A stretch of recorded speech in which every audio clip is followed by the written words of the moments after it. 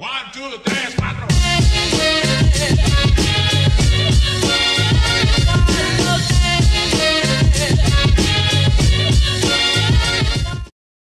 大家好，我今天要教大家做现在时下最夯的黑糖珍珠鲜奶。我们的客人已经在等了，我们就赶快开始做吧。首先介绍材料，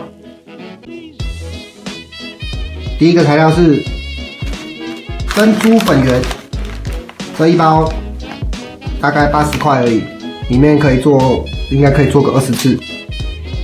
第二个材料黑糖蜜。这一罐大概80-90块，牛奶应该什么牌子的都可以，还要有一个装黑糖粉圆鲜奶的杯子，透明的杯子比较好看，比较清楚。还有一根吸管是可以吸珍珠的吸管，粗的。第一步，先把水烧开。好，那水烧开了之后，小心不要被烫到。加入珍珠粉圆，那这个量自己抓，大概我这边应该有30-50颗，看自己要吃多少。珍珠加进去了之后呢，盖子盖起来，煮30分钟。现在已经煮好30分钟了，把它打开看一下，长这样子，中间还没熟。那这时候可以把火关掉，盖上盖子。再焖15分钟。好，那现在已经焖了15分钟了，它里面还是有一点点白白的，因为还没熟。那现在要再开火，让它再煮15分钟。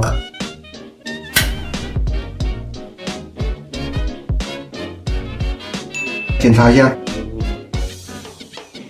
再焖15分钟，再看一下，试吃一个看看。熟了。那我们就把剩下的全部捞起来。我建议大家是可以先加黑糖，因为你如果珍珠加下去，你再加黑糖的话，你会看不出来黑糖加了多少。再多一点，把珍珠加进去。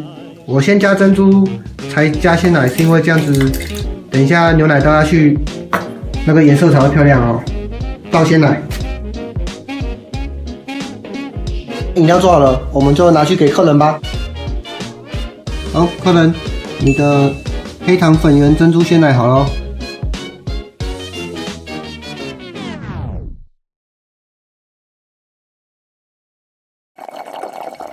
好喝吗？超级好喝。